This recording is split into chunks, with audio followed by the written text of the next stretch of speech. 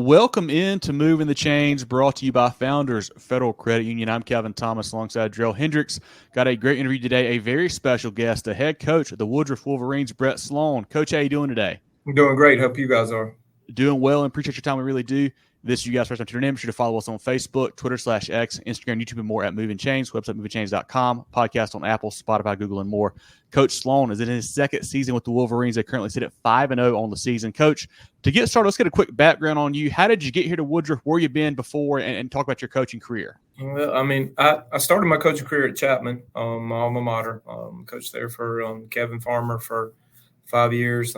Took a job over at Burns with Chris Miller was the head coach at the time in 2012 when I took the job.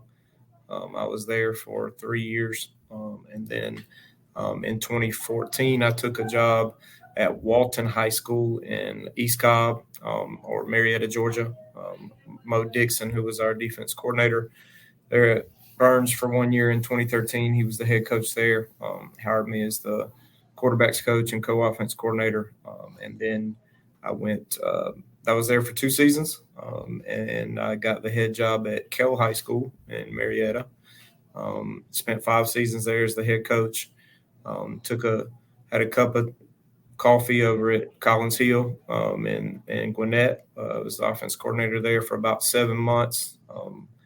And then the head coach moved on to another spot. And at that time, I was kind of trying to figure out what we were going to do next. And the Woodruff job came open, and my wife and I were both from the area. Trey Elder, who was the head coach here, several years ago, is a good friend of ours. He was in our wedding, and we talked about the job a little bit and ended up applying. And it was it's been a blessing for us, up to this point to be back around family, but just also be in such a great community and a place that football is important here, but the way you play and the way you carry yourself and character and all those things and discipline and all those things are really important too. So it's a special place, and we're glad to be here. So. Coach, you got deep roots in that Spartanburg County area, obviously some great programs, and then also, going to Northeast Georgia, there's a lot of good football that's played there. If you don't mind, kind of mention some of those head coach and maybe just even regular assistants that influenced you. My first head coach at Chapman was Kevin. I played for Randy Burns at Chapman High School. And Coach Burns, I started volunteering actually as a JV coach while I was in college at USC Upstate. And then when Coach Farmer got the job, he ended up hiring me to be on staff. So I got to work with him. We actually, in I think it was 2007, we went to the first ever state championship that Chapman had played in. So a long time ago now, but that was so we went down there and unfortunately lost to a really good Jerel team. Then a few years later, I was at Burns for 3 years. I had 3 different head coaches. So Coach Miller was the head coach the first year, and then Coach Bentley was the head coach in year 2. And Coach Lane was the head coach in year 3. It was just kind of, Coach Miller took the Spartanburg job, and then Coach Bentley got offered the Auburn job, and it was a little crazy how it all happened. But man, what you couldn't ask to be under anybody, 3 better head coaches. I mean, just look at their track record, and the things that I got to learn from Coach Farmer when we made that run to the state championship, and then. The opportunity to learn from those guys was unbelievable. And then I got to go work for Mo Dixon, who's, a really good football coach. I think Mo's coached in 4 different states. He's from Kentucky, coached in Florida. He was a head coach down in South Broward maybe, so he's been a head coach in Georgia. He's been a head coach in Florida. He's been a head coach in Kentucky. Obviously, he was our defense coordinator at Burns. Getting to learn from him was it was a great experience as well. And then I got to go over and work for Lenny Gregory, who won the 7A state championship in Georgia, and Coach Travis Hunter. He's coached Travis Hunter. He's coached Robert Kimdichie, so he's had the number 1 player in the country twice, once as a position player and coordinator, and then once as the head coach. So just getting, draw from all those experiences is, it's a positive. I am who I am because of the people that I've learned from, and I'm in this position because of those people and the things that they taught me. And, I'm unbelievably grateful to those guys. So you've been around a lot of different styles, I'm sure, on both sides of the ball, Coach. But, what do you guys like to do at Woodruff there on offense and defense? And then also, do you call plays for the offensive side? I have an offense coordinator, Jason Settle, and myself. We kind of do it. We kind of combo it. There are a lot of things that I do.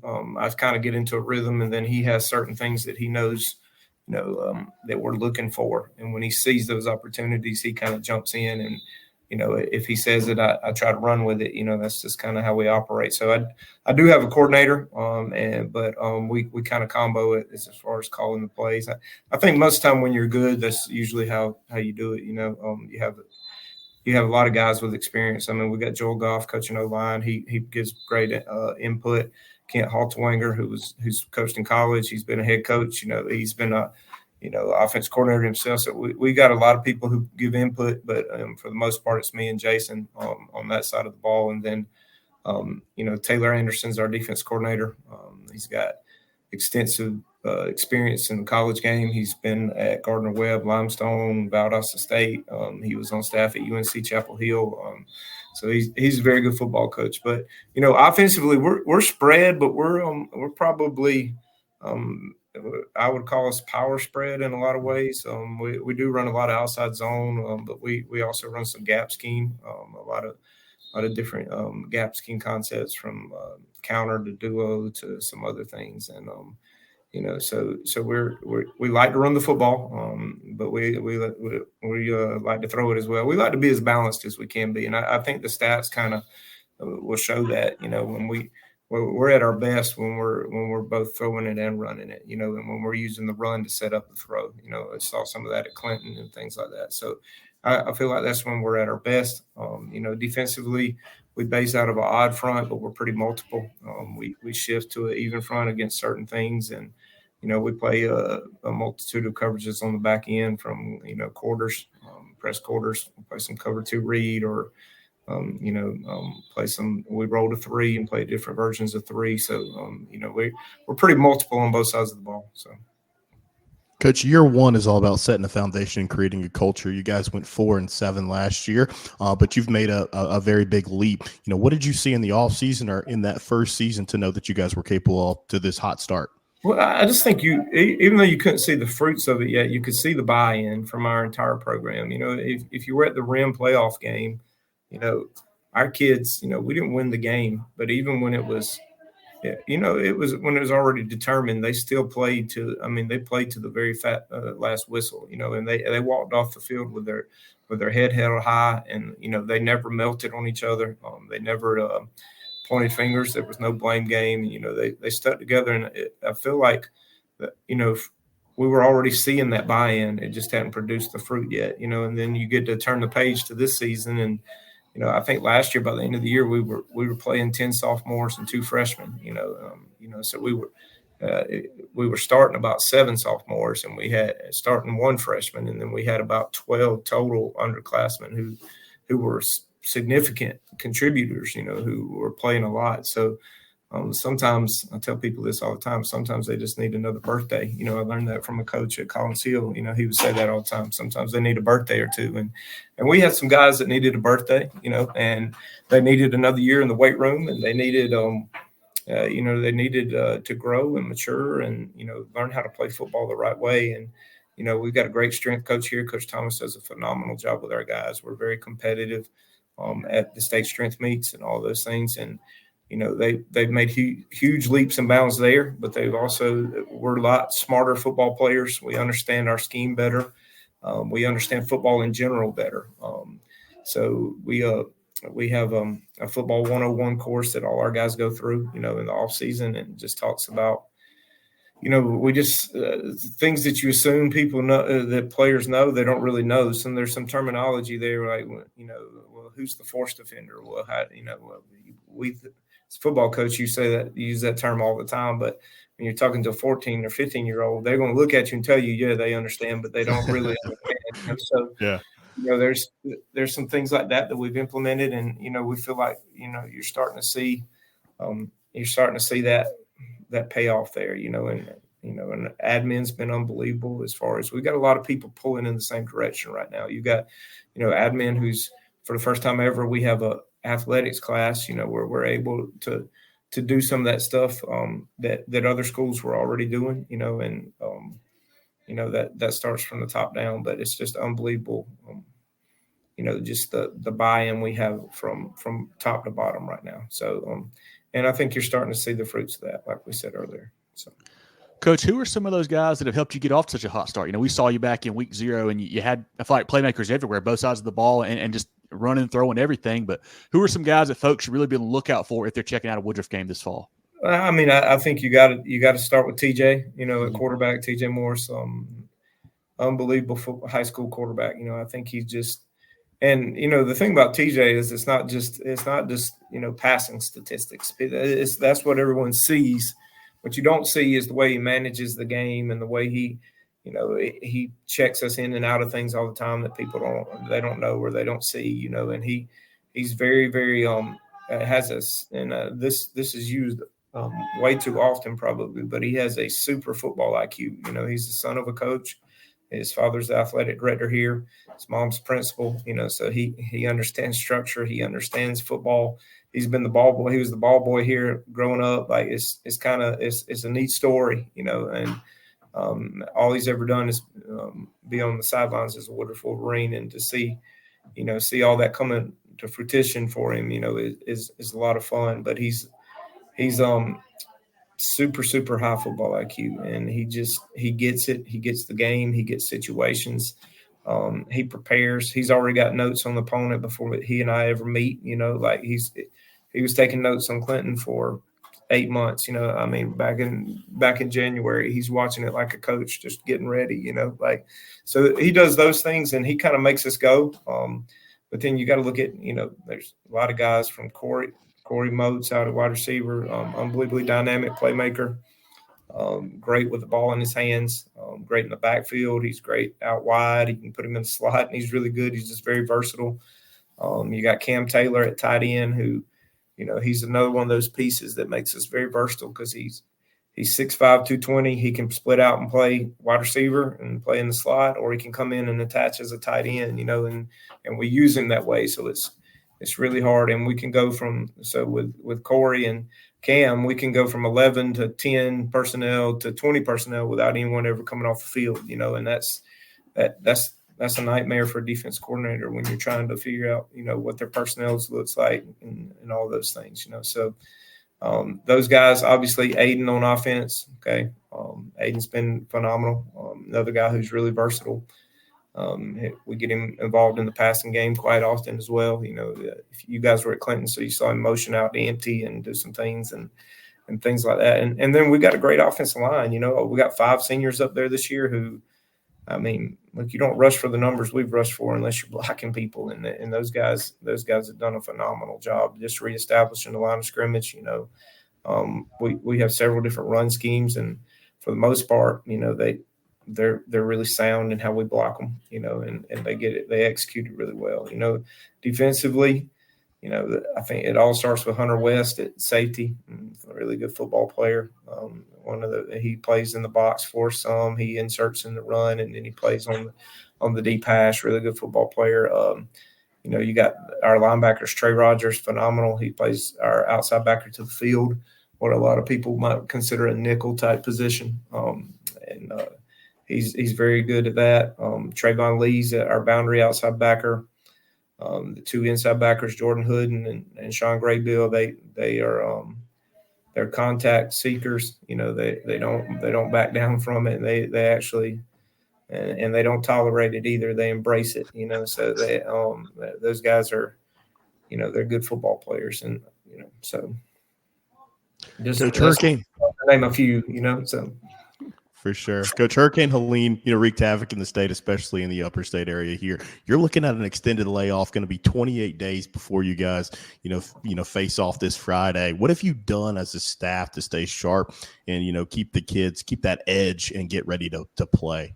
Well, we're blessed and we're fortunate because we have very mature kids right now, and they've handled it really well. The things that have been a concern to us, obviously, are things that people can't control, like that they might not have power at home, or they couldn't get out of their driveway, or whatever, So those things, while you understand them, they do cause problems, and there was grace given, obviously. But those guys, they've handled everything really well. I think the biggest issue for us is we've had really good practices. It's just, game speed is game speed, and that's a little bit of concern, if you're coming off 28 days. I mean, there's pros and cons to everything, just like we should be pretty healthy. We haven't been getting beat up on lately, but you do worry about your timing and your rhythm a little bit and things like that. And, especially when you're playing a team like MVP, who's as dynamic as they are, like, how do you simulate how fast Jalen McGill can get to the edge? I mean, that's like, now luckily we have a very good running back too. So it helps a little bit with, going against each other. Like last Thursday, we had a little bit of an inter squad. We just did like a competitive period where we didn't go to the ground, but it was, there was if you lost, there was a consequence, and, and they got after it, and they talked a little smack and it got going a little bit. We just tried to do that to create some type of game atmosphere,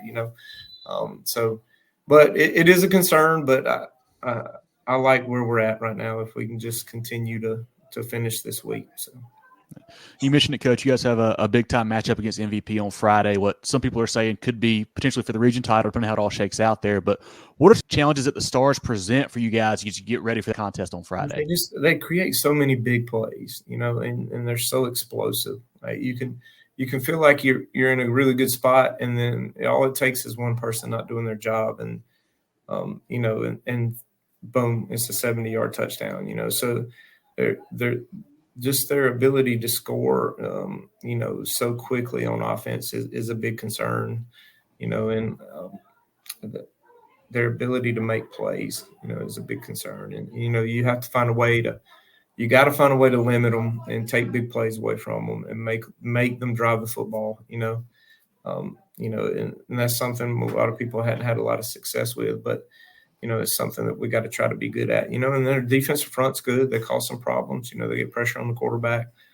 They're big and they're strong. They're hard to move. They got a really good linebacker in number 3 who he embraces contact as well. He's very physical, so, and then obviously they got Shimon Black at one of the corners, who's a phenomenal athlete, and he can take your best guy and he can really give you some problems there, so.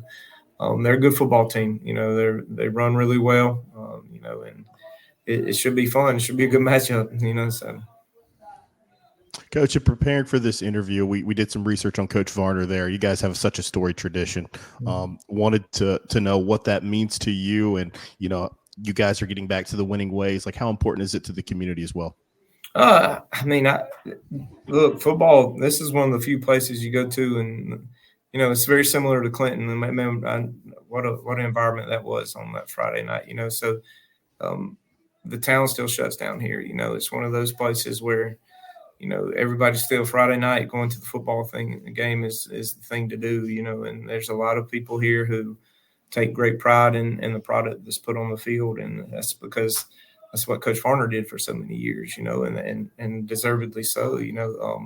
So there's great tradition, and we have an obligation to perform and to play well and to play at a high level and play with a certain character, and just to honor those guys who've come before us, But I think the community is excited right now, and we hope we can continue to keep them excited, So. Put Founders in the game and win big with our great rates. Whether you're looking for a loan or want to grow your money with a certificate, Founders Federal Credit Union can help you move the chains on your financial goals. Not a member? No problem. Visit foundersfcu.com to see if you qualify. Federally insured by NCUA. Membership qualification required. Equal housing lender. Terms and conditions apply. Coach, a couple last easy ones here for you, some quick ones here before I let you go. If Jerel and I are coming to a game in Woodruff on a Friday night, what's the go-to pregame meal spot that we got to just check out? Woodruff on Friday night. Well, there's a lot of good places. Obviously, everyone around here talks about the mustard seed. If you like, just country cooking. It's a meat and three type place, but it's a buffet, and everybody talks about it. There's a couple of newer places downtown that are really good. From Tap 3 is a local favorite, wing and burger joint, and sports bar kind of feel to it, and then there's Carolina Fine Food. I mean, there's several good places, but those are the ones that jump off off the top of my head. So, Coach, the last one before we let you go, we do these in-season interviews. That means that your team's having a great season so far. What is it going to take for them to continue to perform at this high level and make a deep run in the playoffs? Well, I mean, we talked about it a little bit yesterday. Do we have the courage to finish? I mean, we had the motivation to start. Now, do we have the courage and the determination to finish? And the understanding that it only gets the longer and longer this winning streak goes, the more difficult it gets. Right? We talk about that because you're going to get everybody's best shot. And that's just, you have to be dialed in. And you can't lose sight of the little things. We got here because we execute the little things, and we play with great effort, and we play with great execution. And we talk about it. Our little mantra deal is like EAT, EATT, and it's and we have a very specific definition for effort, relentlessness for 4 to 6 seconds. And we, and the A is accountability, and we define that as do your job. And so we just can't forget who we are, and that's who we are. And we got to stay focused on those things. So. This has been great. I want everyone to go follow Coach Sloan and the Wolverines program on social media. They do a great job posting updates on their kids and highlights. Definitely go check them out there. Like I mentioned, follow us as well on Facebook and all social media, movingchains.com. Moving the Chains brought to you by Founders Federal Credit Union. Jerel, anything else for Coach? We'll let him go today.